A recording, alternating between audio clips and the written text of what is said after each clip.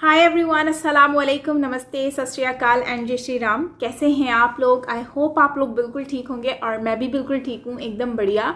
आज हम लोग रिएक्ट करने वाले हैं मेजर साहब की वीडियो है और ये बात कर रहे हैं पाकिस्तानी जो एंकर्स हैं जो कि जैसे आरज़ू काज़मी और कमर चीमा, इनसे बात कर रहे हैं। सो बिना देरी के चलते हैं सो वीडियो की तरफ और रिएक्ट कर लेते हैं। सो हियर वी गो।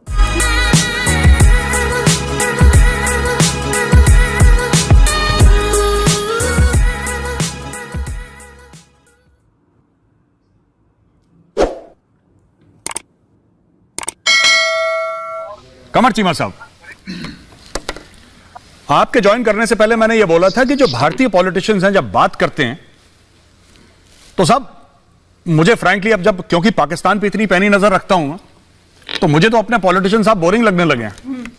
जिस तरीके से आपके शेख रशीद हैं और फवाद चौधरी साहब हैं, फवाद चौधरी साहब वलीमे में जाते हैं तो एक दो को थप्पड़ मार कर आते हैं, ये कैबिनेट मिनिस्टर्स हैं साहब। फिर हम बात करें हरीम शाह की, फिर हम बात करें संदल खटक की, तो ये अब हाउस होल्ड नेम्स बनने लगे। इतना एक्साइटमेंट कैसे होता है साहब पाकिस्तान में कि आपकी, जिसको अब ये फैमिली चैनल है साहब, इसको फैमिलीज भी देख रही हैं, बच्चे भी देख रहे हैं, तो मैं पूरी बात नहीं कह सकता, बट आपको पता है, मुझे पता है, ये पाकिस्तान में क्या शेख रशीद ग्रैंडफादर की उम्र के हैं, फिर शेख रशीद ऐसी हरकतें क्यों करते हैं? दादा नाना शायद होंगे भी है, फिर शेख रशीद में इतनी एक्साइटमेंट कहां से आ रही है? जोश जज्बा कहां से आता है साहब?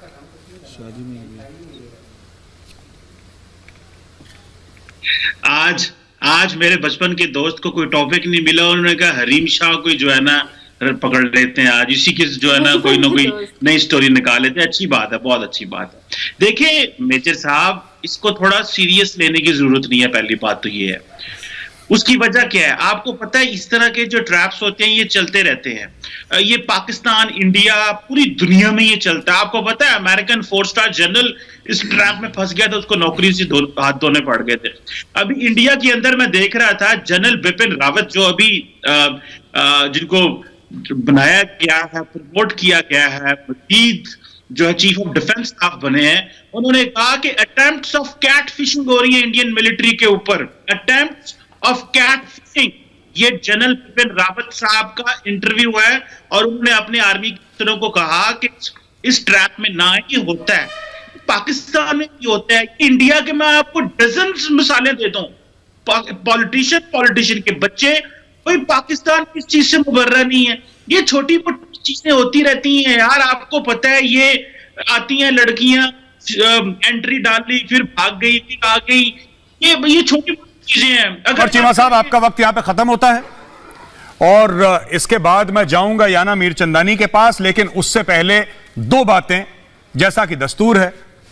आप कह रहे हैं डिबेट इंपॉर्टेंट नहीं है, मैं कह रहा हूं बहुत इंपॉर्टेंट है। आपके 2 कैबिनेट मिनिस्टर्स इसमें फंस गए और उसका यह कहना है कि इमरान का भी वीडियो है उसके पास, और यह भी कहना है कि हो सकता है जनरल्स का वीडियो, अब उसमें बाजवा का वीडियो है या आसिफ गफूर का वीडियो है, यह मुझे नहीं पता, क्योंकि यह बात सामने नहीं आई है तो हम कह नहीं सकते, हमें कहना भी नहीं चाहिए। और गफूर साहब की पर्सनली मैं बहुत इज्जत करता हूं, रोज उनके साथ प्यार मोहब्बत की बातें ट्विटर पे होती रहती हैं। अच्छा, दूसरी बात आपने बोला कि जनरल रावत ने बोला है कि इससे बचना चाहिए, फौजी अफसरों को बिल्कुल बचना चाहिए, कोई गलत बात नहीं कही। लेकिन साहब, अगर इंडियन कैबिनेट मिनिस्टर ऐसे पकड़ा जाए तो सबसे पहले तो उसकी नौकरी जाएगी। एक तो वो कभी ऐसे हरकत करेगा नहीं, किसी भी पार्टी का हो, मैं बीजेपी की बात नहीं कर रहा, मैं कांग्रेस, किसी भी पार्टी का हो, ये सब हरकतें करेगा नहीं, पहली चीज। दूसरी चीज, अगर पकड़ा जाए तो मैं चाहूंगा कि पाकिस्तान भी एक ऐसा प्रोग्राम करे जहां पे एक्सपोज करे। तीसरी बात, ये पाकिस्तान का, मैंने बोला था 2 बातें बोलूंगा, मैं तीसरी बात बोल दूं, ये पाकिस्तान की कोई नई चीज नहीं है। जो भारतीय देख रहे हैं, पाकिस्तानी को तो पता ही होगा, जो पुराने लोग हैं। लेकिन आप ये देखिएगा, याह्या खान 1971 में जब पाकिस्तान के टुकड़े हो रहे थे और पाकिस्तानी फौज भयानक मार खा रही थी ईस्ट पाकिस्तान में, उस समय जनरल याह्या खान जो प्रेसिडेंट भी थे, जनरल भी थे, वो एक लेडी जनरल रानी के इश्क में पागल, जनरल रानी बन गई। पाकिस्तान की पावर सेंटर ब्यूरोक्रेट्स और मिलिट्री ऑफिसर्स कहते थे कि याह्या साहब से हमें मिलवाइए, वो अपॉइंटमेंट फिक्स करवाती थी, वो कॉन्ट्रैक्ट्स देती थी, वो डील्स करवाती थी। आप जाके गूगल में चेक करिए मैं किसकी बात कर रहा हूं। फिर बाद में आता है मैडम नूरजहां का नाम। वो ये सब याया खान की गर्लफ्रेंड्स रह चुकी हैं और ये इनके राष्ट्रपति ऐसा काम कर रहे हैं जब देश टूट रहा है, बांग्लादेश बन रहा है। कमर चीमा साहब, आप क्यों कह रहे हैं कि ये पॉइंट इंपॉर्टेंट नहीं है? ये डिबेट इंपॉर्टेंट है, इसकी कई रीजंस हैं। पहली बात तो ये, आप अपने आप को इस्लामिक स्टेट कहते हो, इस्लामिक स्टेट कहते हो और दिखाते क्या हो दुनिया को? अपना इमेज क्या दिखाते हो? आपके यहाँ से ये रिवील हो रहा है कि आपके पार्लियामेंटेरियंस ड्रग्स में इन्वॉल्व हैं, सेक्स स्कैंडल्स में इन्वॉल्व हैं। तो और जो बहुत बड़ी वो मुशाल मलिक कश्मीर को रिप्रेजेंट करती है, वो तो खुद एक न्यूड पेंटिंग आर्टिस्ट है। तो आप क्या दिखा रहे हो दुनिया को? आप किस तरह का इस्लामिक स्टेट हो? आप निजाम मुस्तफा को सपोर्ट करते हो, लेकिन आप तो इस्लामिक स्टेट कहने के लायक ही नहीं हो। पहली बात वो। दूसरा, रेहाम खान ने भी इस चीज का खुलासा किया था कि आपके पार्लियामेंट में जो भी आता है वो किस तरह से आता है। I am sorry to use these words, sexual favours की वजह से आते हैं। तो इससे कंट्री को क्या नुकसान नहीं होता? एक तो वो, और तीसरा, एक लड़की को जान की धमकियां मिल रही हैं, उसकी लाइफ इज इन डेंजर। वो असाइलम सीख कर रही है इस वक्त हरीम शाह कनाडा में। ये आपके लिए इंपॉर्टेंट नहीं है? कंदील बलूच की तरह इसकी तू मरेगी, इस तरह के मैसेजेस आ रहे हैं उसको। वो आपकी कंट्री की सिटीजन है, तो उसकी जान इंपॉर्टेंट नहीं है आपके लिए। और अगर ये टॉपिक इंपॉर्टेंट नहीं होता तो क्यों एक सीनियर जर्नलिस्ट को फवाद चौधरी सबके सामने एक वेडिंग में उनके साथ वायलेंट हुए, उनको थप्पड़ मारा। उस जर्नलिस्ट का नाम है लुकमान और उसने जाकर एफआईआर भी दर्ज की है फवाद चौधरी के खिलाफ। तो इससे आपके पार्लियामेंटेरियंस की इज्जत क्या बढ़ती है कि उनके खिलाफ इस तरह के स्कैंडल सामने आ रहे हैं, उनके खिलाफ एफआईआर रिपोर्ट जारी की जा रही है जर्नलिस्ट के द्वारा? तो ये क्या अच्छी बात है आपकी? आप किस तरह का इमेज दे रहे हैं अपने लोगों को और दुनिया को? किस तरह का इस्लामिक स्टेट दिखा रहे हैं अपने आप को? सर, उस लड़की ने ये स्टेटमेंट भी दिया है कि वो अकाउंट्स, ट्विटर के अकाउंट्स या फेसबुक अकाउंट्स उसके नहीं है जिसपे इस तरह की बातें की जा रही है कि उसको धमकियां मिल रही हैं। उसने कहा है उसे कोई धमकी नहीं मिल रही, वो पाकिस्तान वापस भी आ गई है और इस तरह की कोई चीज नहीं है। और दूसरी बात ये कि हमारी पार्लियामेंट में इंसान ही बैठे हुए ना, कोई फरिश्ते तो बैठे हुए नहीं है। या जो आपके यहाँ कहा जाता है कि वो अवतार या इस तरह का कोई वर्ड यूज करते हैं कि वो इस तरह सब इंसान है। तो गलतियां तो होती हैं, इंसानों से ही होती हैं। और तीसरी बात ये कि आपके यहाँ भी ऐसा नहीं कि कुछ नहीं हुआ है, आपके यहाँ राहुल गांधी के ऊपर रेप केस तक हो चुका है और उनके ऊपर केस बनाया जा चुका है। और इसी तरह से और मिनिस्टर्स भी हैं। मुझे बल्कि कल एक आर्टिकल भी मेरे एक दोस्त ने शेयर किया था जिसमें आप लोगों के कम से कम 15 मिनिस्टर्स ऐसे थे जिनके सेक्स स्कैंडल्स थे उसके अंदर। मैं वो आपको भिजवा दूंगी ट्विटर पे। अच्छा, तो एक और चीज मैं आपको बताता हूं। आपने अब इतनी बड़ी बात कर दी है आरजू काज़मी साहिबा, सुनिए। हिंदुस्तान में सारे गंगा नहाकर आ रहे हैं जी, इंडिया में सारे गंगा नहा के नहीं आ रहे सर। नहीं, हमारे यहाँ तो यमुना है, नोएडा में गंगा नहीं है यहाँ पे। लेकिन मैं आपको एक बात बता दूं। अब आपने बोला कि राहुल गांधी के ऊपर रेप का केस है, आपने बोला कि हमारे इतने जो मेंबर ऑफ पार्लियामेंट है जिनके ऊपर रेप का केस है। रेप का केस वो सुप्रीम कोर्ट डिसाइड करेगी, वो हाई कोर्ट डिसाइड करेगी वो केस जेन्युइन है कि नहीं है। आप और हम टीवी पे बैठ के डिसाइड नहीं कर सकते। आप ये कह रही हैं कि हरीम शाह ये कह रही है कि ट्विटर हैंडल फेक है। हो सकता है फेक हो, लेकिन वीडियो तो जेन्युइन है। वो जो बातें कर रहा है उल्टी सीधी, वो तो शेख रशीदी है कि मैं हूं? आप बताइए। बात ठीक है, हो सकता है हरीम शाह कह रही है ट्विटर हैंडल फेक है तो फेक है, लेकिन जो हरकतें कर रहा है पाकिस्तान, आप एक आर्टिकल कोट कर रही हैं मैडम, हम तो वीडियो दिखा रहे हैं आपको। इससे बड़ा प्रूफ क्या हो सकता है? तो आपकी सारी आर्ग्यूमेंट्स मैं यहां पे इमीडिएटली कैंसिल करता हूं और मैं जाता हूं वैभव सिंह के पास। एक मिनट मैडम, एक मिनट। अब आप सुनिए, आप वैभव सिंह का चांस है। अब आप प्लीज थोड़ी देर आप शांत रहिए। वैभव ये कह रही हैं साहब होगी कि इंसान बैठते हैं हमारी नेशनल असेंबली में, भगवान तो बैठते नहीं है वहां पे, सब इंसान बैठते हैं और इंसान से गलतियां होती हैं, इंसान से ही गलतियां होती हैं। अब गलती कर दी तो क्या करें? इसके ऊपर जरा वैभव इनको बताइए जरा कुछ। सबसे पहली बात तो इन्होंने कमर चीमा साहब ने बोला कि ये इस तरह की चीजें होती रहती हैं, आती रहती हैं, इसमें आप दूसरे इश्यूज डिस्कस कीजिए। देखिए, पहली बात तो यह है कि आपके अपने कॉन्स्टिट्यूशन के आर्टिकल 62 और 63 की वायलेशन है, शदीद वायलेशन है।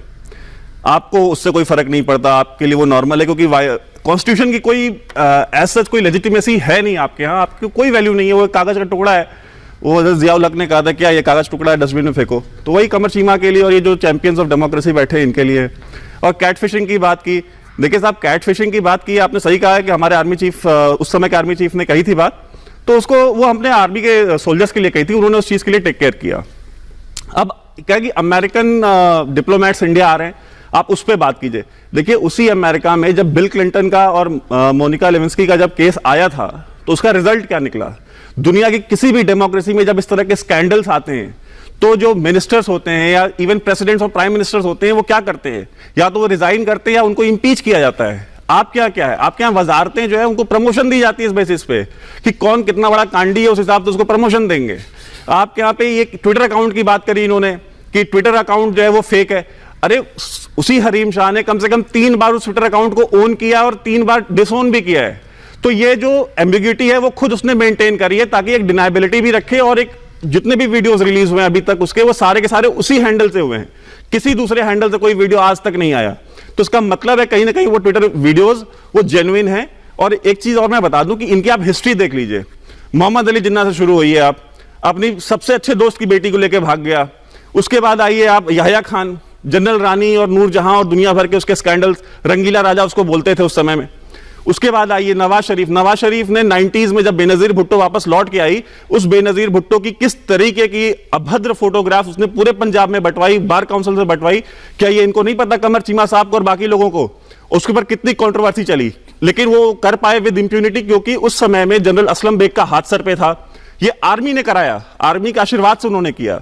उसके बाद आइए जरदारी को आप देख लीजिए, अयान अली का केस सबके सामने है कि, और इनकी मीडिया ने 3 साल तक पूरा आसमान सर पे उठाए रखा कि अयान अली कौन है, अयान अली से जरदारी के क्या रिलेशंस हैं, उसके तह तक ये आज तक नहीं पहुंच पाए।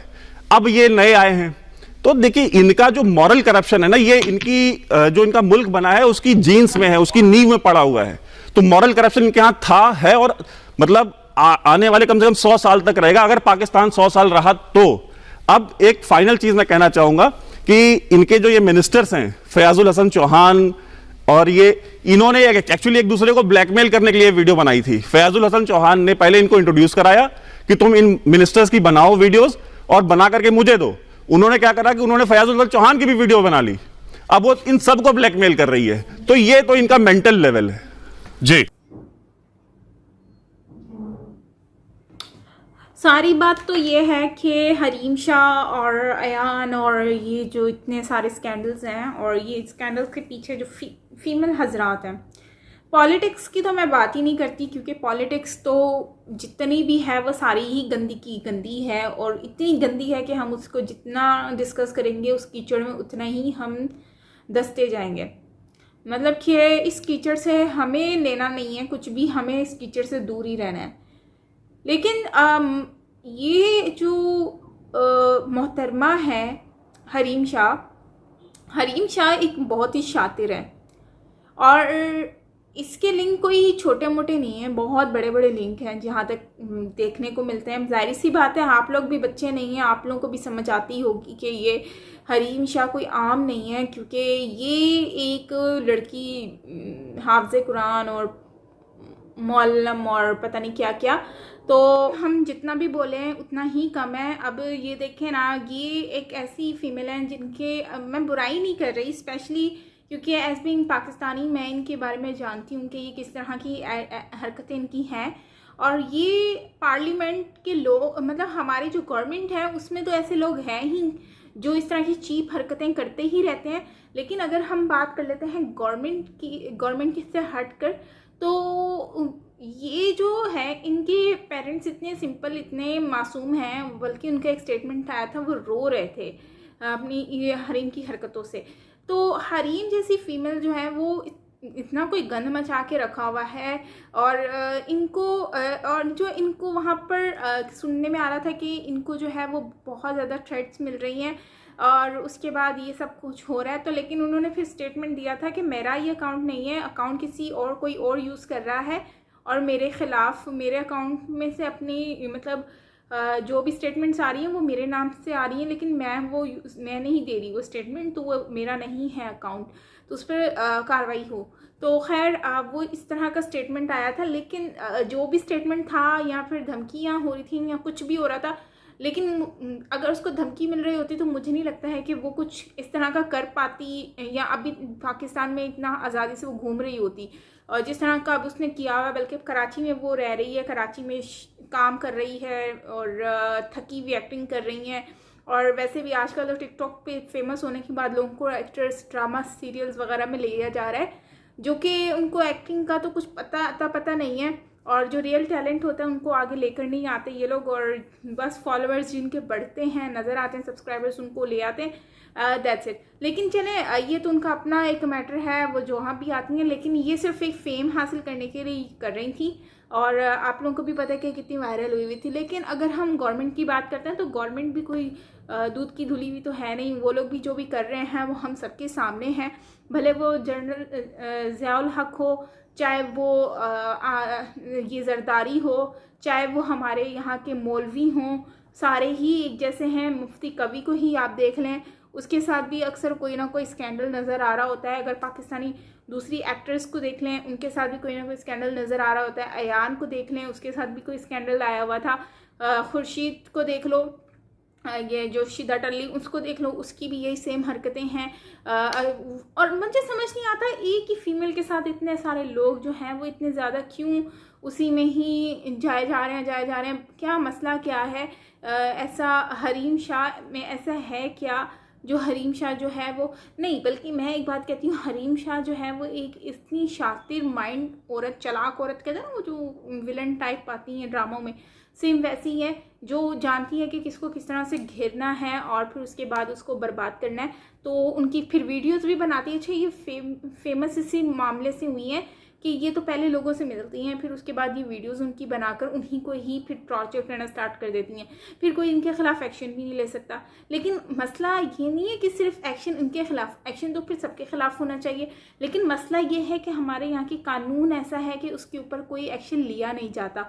जैसे कि अभी रिसेंटली एक मौलवियों का इशू आया था कि वो अजीज़ुर रहमान जो है उसका सिनेरियो हुआ था, तो उस पर उसको उसकी दूसरे मौलवी उसके हक पर उठकर आ गए कि भाई वो मौलवियों का बदनाम कर रहे हो गई गलती अनजाने अनजाने में, और ये वो और पता नहीं क्या क्या उन्होंने अपना इस्लाम स्टार्ट कर दिया, अपने कहानियाँ शुरू कर दी। लेकिन एक बात ये कहूँ कि यहाँ पर गुनाह को आगे बढ़ाया जाता है, गुनाह को अप्रिशिएट किया जाता है, गुनाह को आगे से सपोर्ट किया जाता है और उस पर पर्दा डाला जाता है। ये तो वही बात हो गई, तुम करो तो सही, दूसरे करें तो गलत। लेकिन खैर वो भी एक अलग बात है। लेकिन अगर हम बात करते हैं, जैसे आरजू काज़मी ने बात कही कि कोई भी दूध का धुला हुआ नहीं है, आपके वहाँ पर पप्पू है जो कि राहुल गांधी, उसकी भी हरकतें आप देख लें और वो सारी चीज़ें, तो ये चीज़ें मुझे समझ नहीं आती कि आरजू काज़मी और कमर चीमा जैसे लोग जो हैं यहाँ पर बैठकर अपने आप को एक तो बातें सुनवाते हैं और उसके बाद स्टेटमेंट भी ऐसी देते हैं पागलों वाली। फिर अपने चैनल पर जब ये लोग चले जाते हैं तो अपने चैनल पर कुछ और स्टेटमेंट्स दे रहे होते हैं। तो इनकी स्टेटमेंट मुझे समझ नहीं आती है कि दूसरों के चैनल पर कुछ और होता है, अपने चैनल पर कुछ और होता है। तो इस तरह का नहीं होना चाहिए। एक ही स्टेटमेंट रखें, चाहे वो पाकिस्तान के आप एंकर बनकर जाएं, टॉप पर्सन बनकर जाएं दूसरे चैनल्स पर अदर कंट्री के, या फिर आप अपने चैनल पर रहें, तो आपका पॉइंट ऑफ व्यू और स्टेटमेंट सेम होना चाहिए। ऐसा नहीं है कि आप प्रेजेंटर पाकिस्तान के बन गए तो पाकिस्तान के हक में ही बोलें। अगर आप पाकिस्तान के हक में बोल रहे हैं तो फिर हर जगह पर बोलें ना, जो राइट है वो बोलें। तो मैं ये नहीं कह रही कि वो गलत करें, बट ये मेरा एक पॉइंट ऑफ व्यू है और मैं अपना एक शेयर कर रही हूँ। सो उम्मीद है बुरा नहीं लगेगा। लेकिन खैर ये तो हर किसी की अपनी कहानी है, हर कोई अपना ही स्टेटमेंट दे रहा है, क्योंकि आजकल हर कोई जानता है उसको क्या किस चीज़ से क्या फ़ायदा होगा, तो वो उसी को ही लेकर चलता है। एनीवेज गाइज, हम लोग इस कीचड़ में क्यों फंसे? हम तो खुश हैं, ठीक हैं अपनी लाइफ में, एंड दैट्स इट। और बाकी हम किसी के मामलात को तो सुधार सकते नहीं हैं, लेकिन ये है कि बस देखकर बातें कर सकते हैं या फिर रो सकते हैं, दैट्स इट। सो खैर, मिलते हैं नेक्स्ट वीडियो के साथ। अपना बहुत सारा ख्याल रखिएगा। मैं हूँ Saima Pirzada. Take care, bye bye.